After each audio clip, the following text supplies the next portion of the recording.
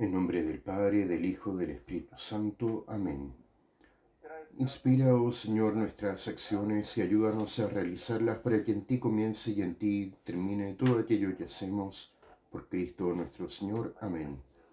Santa María, Madre de Dios, ruega por nosotros. En nombre del Padre, del Hijo, del Espíritu Santo. Amén. Muy bien, con alegría comenzamos nuestro curso respecto a los 10 mandamientos. Y debo decirle a ustedes al principio de la conversación que tal vez, si este no es el más importante, es uno de los más importantes que he hecho para este sitio. ¿Por qué? Porque se trata de un curso orientado a la salvación de las almas, más específicamente. ¿Por qué es que me demoré tanto en hacer este curso respecto a los 10 mandamientos? Es lo siguiente. Fue hace unos 11 años atrás que yo empecé a investigar y ver este asunto de la salvación propiamente dicha, del camino de santidad, y yo vi que yo como padre no había recibido una formación adecuada, que en el fondo, mi cabeza, más allá de que yo creía que era católico, mi cabeza era de alguna forma luterana, o, para decirlo mejor, era nominalista. Déjenme explicarles. Es lo siguiente, hay un tipo llamado Guillermo de Ockham, que es un autor medieval, y él pensó lo siguiente, que Dios es todopoderoso, Dios es omnipotente, así que Dios allá en el cielo, Él hizo al ser humano, pero este ser humano, Él no tiene una substancia, una naturaleza. Es como si pudiéramos ser cualquier cosa. Disculpa la comparación, pero es como si Guillermo de Ockham fuera el primer ideólogo de la ideología de género. Bien, o sea, ¿qué es lo que la gente de la ideología de género cree? Que tú no naces hombre o mujer, tú naces lo que tú quieres. Solo que Guillermo de Ockham, él era medieval. No es que tú eres lo que tú quieres. Ah, si yo quisiera ser hombre, quisiera ser mujer, quisiera ser un perro, etcétera y tal. Yo me comporto de la forma en que yo quiero. Él es medieval, no dice eso. Él dice que somos aquello que Dios quiere. Pero lo que Dios quiere, no porque Él colocó eso en nuestro ser. No. Es porque esta es la voluntad de Él. Así que, Guillermo de Ockham, ¿qué es lo que él dice? Él dice lo siguiente. El ser humano, que es el hombre, Dios llega y dice, oh, amar a Dios sobre todas las cosas. Pero este mandamiento de amar a Dios sobre todas las cosas es un mandamiento que Dios podría cambiar. En la cabeza de Guillermo de Ockham, Dios podría decir, no, ahora para que tú vayas al cielo tú tienes que odiar a Dios. Y si el hombre odiara a Dios, Guillermo de Ockham diría, él sería un buen hombre porque Dios mandó, así que Dios manda lo que Él quiere. Si Dios dijera, mira, matar es virtud, entonces matar se convierte en virtud, ¿entiendes? Así que los 10 mandamientos pueden ser lo que Dios quiera. Dios decidió que matar es pecado, pero Él podría decir que matar no es pecado. Él decide que adulterio es pecado, pero podría decir que adulterio no es pecado. ¿Por qué? Porque toda ley moral está sujetada simplemente en la voluntad de Dios. Dios decretó y el agua paró. Si Dios decretara lo contrario, sería lo contrario. Solo que Guillermo de Ockham está profundamente equivocado. ¿Por qué? Porque las cosas son buenas o malas, no solamente porque Dios lo decreta, claro que es la voluntad de Dios, pero es una voluntad creadora en donde Dios hizo el ser humano con una naturaleza. Nosotros tenemos una naturaleza. Así que es lo siguiente, la naturaleza de la inteligencia humana, de la voluntad humana, del alma humana, esa naturaleza es necesariamente hecha para amar al Creador. Así que Dios no puede decretar de repente que este ser humano, hecho así, constituido de esta forma, con esta naturaleza, él de repente ahora, si él ama a Dios, va a ser infeliz. Y si él odiara a Dios, va a ser feliz. Y revertirlo, cambiar el primer mandamiento. Ya no es más amar a Dios sobre todas las cosas que odiar a Dios sobre todo. No, ni Dios. Mira cómo es la cosa. Mira nuestro pensamiento católico y mira cómo Guillermo de Ockham está equivocado. Ni siquiera Dios tiene poder para cambiar esta realidad. El ser humano, él es feliz si ama a Dios. El primer mandamiento es ese. El primer mandamiento es amar a Dios porque Dios sabe que serán felices aquellos que lo aman.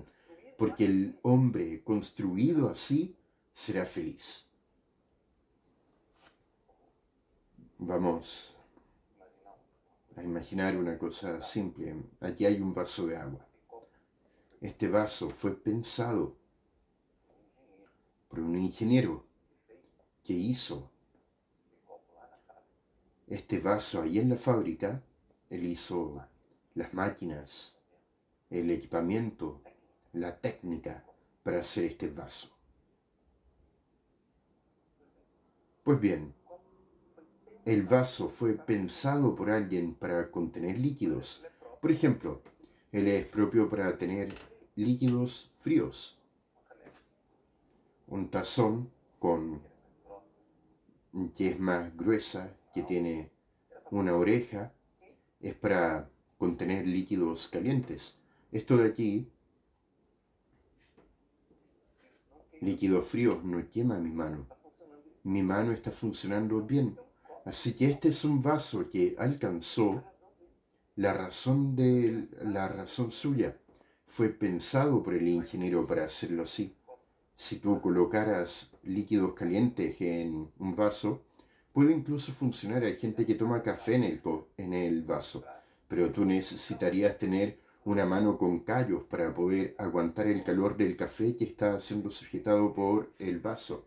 Y el vaso tendría que estar temperado de alguna forma que no se fuera a trizar con el calor del café. Así que existe la naturaleza del vaso. El vaso fue pensado por un ingeniero.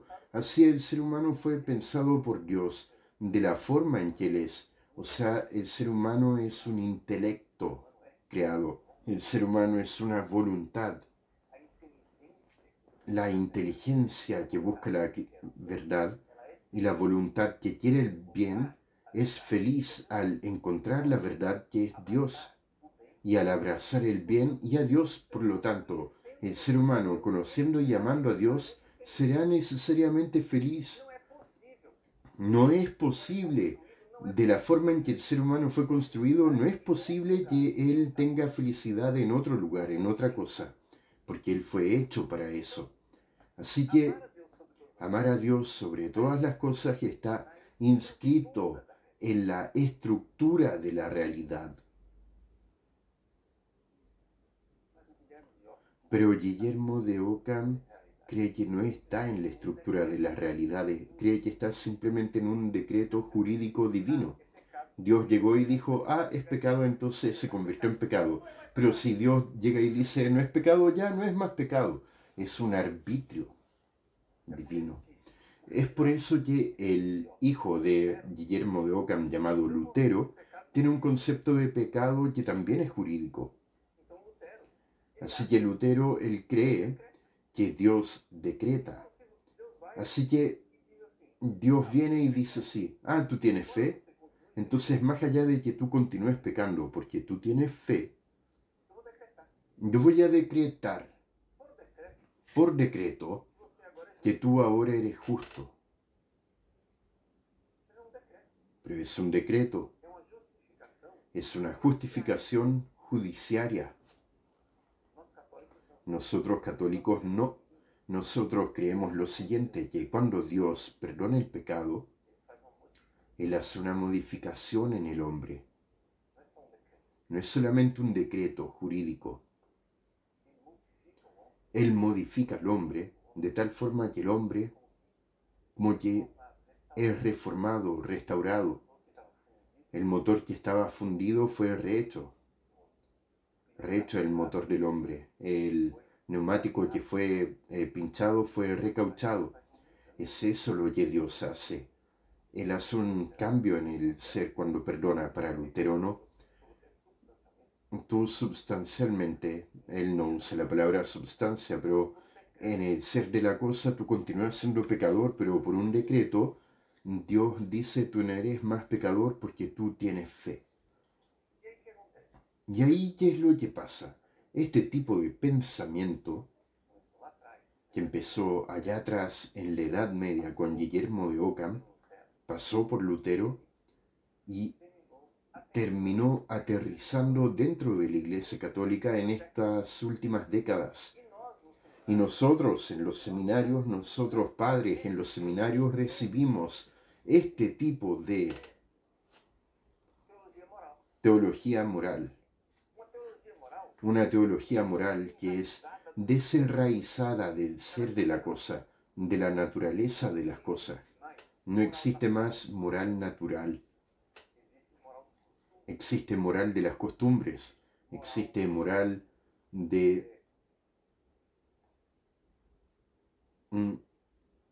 las decisiones humanas, de las convenciones. Nosotros convencionamos lo que es el pecado. Es por eso que la gente dice, para mí es pecado, para ti no es pecado. ¿Por qué? Porque depende de la voluntad. Como nosotros somos modernos, ya no somos medievales como Guillermo de Ockham, la voluntad que decreta lo correcto y equivocado ya no es la voluntad divina, pero la voluntad humana. Así que recapitulando lo que yo he dicho hasta ahora, miren, yo les he dicho que yo, estudiando moral, yo llevo 30 años de padre, voy a ser 32 este año. Hace 11 años, después de 20 años de padre. Y yo no era un padre loco, herético, así revolucionario, pero después de 20 años de padre, yo empecé a notar que mi formación moral era muy precaria, era muy inadecuada, porque yo no había aprendido a reflexionar sistemáticamente que una cosa está en lo cierto o en lo incorrecto, es buena o mala, a partir de la reflexión del ser del hombre, del ser de Dios y de la relación entre esos dos seres. El hombre es bueno cuando él se vuelca para el sumo bien, que es Dios. El hombre es malo cuando le da las espaldas al sumo bien, que es Dios. Así que esta es la estructura del asunto. Esta es la intuición básica de este curso. ¿Por qué un curso sobre los 10 mandamientos? Porque los 10 mandamientos son la expresión de la revelación divina. Es que Dios nos ayudó y nos contó un poco aquello que está en la estructura del ser humano. Aquí es interesante que notemos esto, miren. Cuando tú tomas el Antiguo Testamento, en el Antiguo Testamento tú tienes muchas leyes, ¿bien? Moisés subió al monte Sinaí y volvió de allá con una serie de leyes. Estas leyes que están ahí en el Antiguo Testamento son leyes que dicen al respecto de la ley natural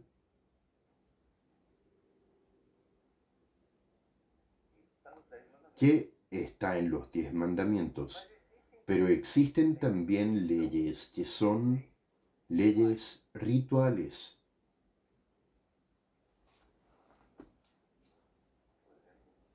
Por ejemplo, cómo construir el templo de Jerusalén, cómo debe ser la ropa de los sacerdotes, cómo hacer los sacrificios, rituales de purificación, etcétera, etcétera. Existen también leyes que son leyes de organización político-social. ¿Por qué? Porque el pueblo de Dios, las 12 tribus de Israel, también eran un pueblo con organización política. Así que esas leyes son leyes de índole procesual jurídica. Así que leyes jurídicas. Derecho político.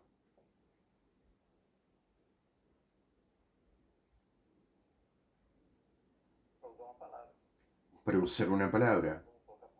Vamos a ponerle política acá, así que la ley natural, ritual y política.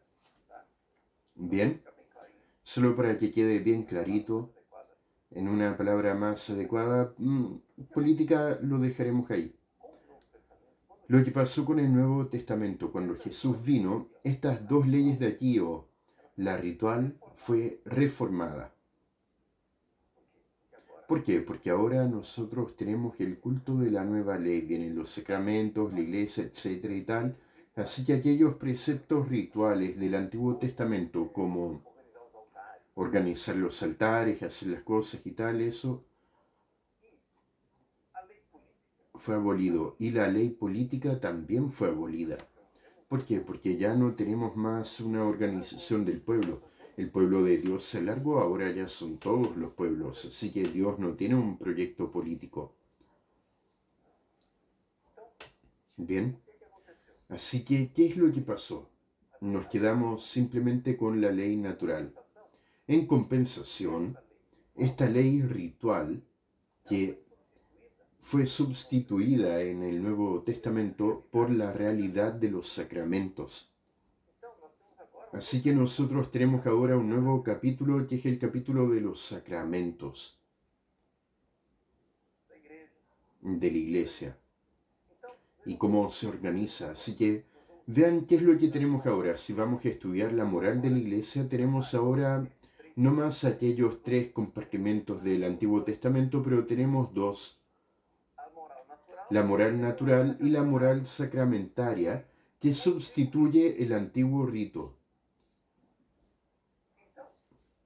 Así que la moral sacramentaria no la vamos a tratar aquí. Vamos solamente a dar algunas nociones básicas de aquello que los laicos necesitan saber, pero lo que vamos a tratar aquí en este curso serán los 10 mandamientos que son la moral natural.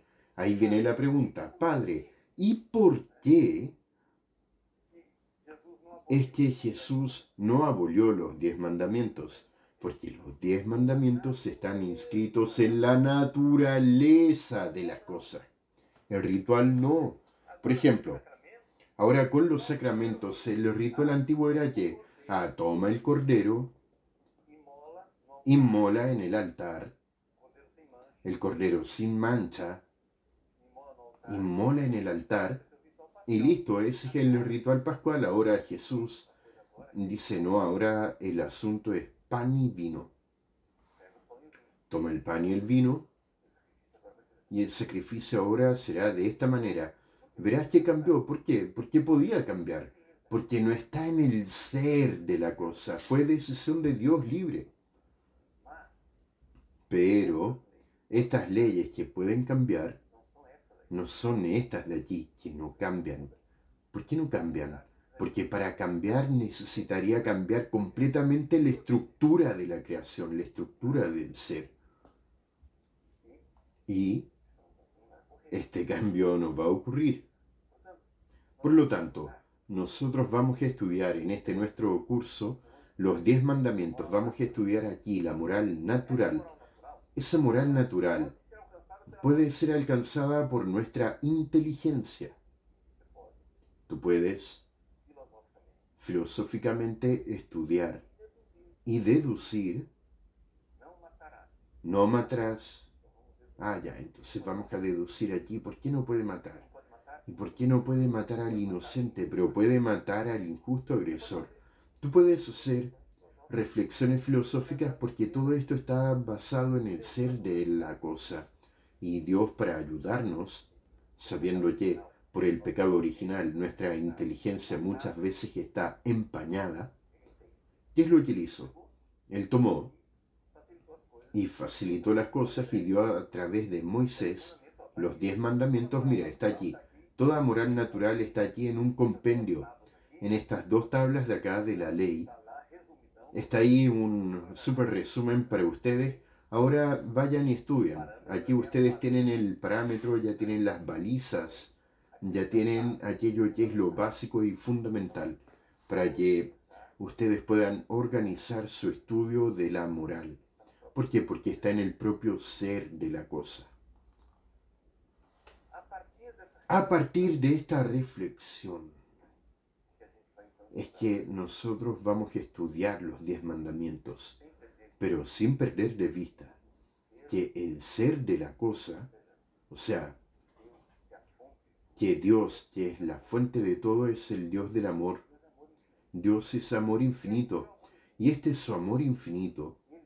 Él es para nosotros la felicidad y nuestra realización. Por lo tanto, estudiar la moral es estudiar el camino que necesitamos seguir para llegar a la felicidad, para encontrarnos con Dios y estar con Él. Claro que hay mucha cosa, la cuestión de la gracia, tal, pero no vamos a entrar en eso.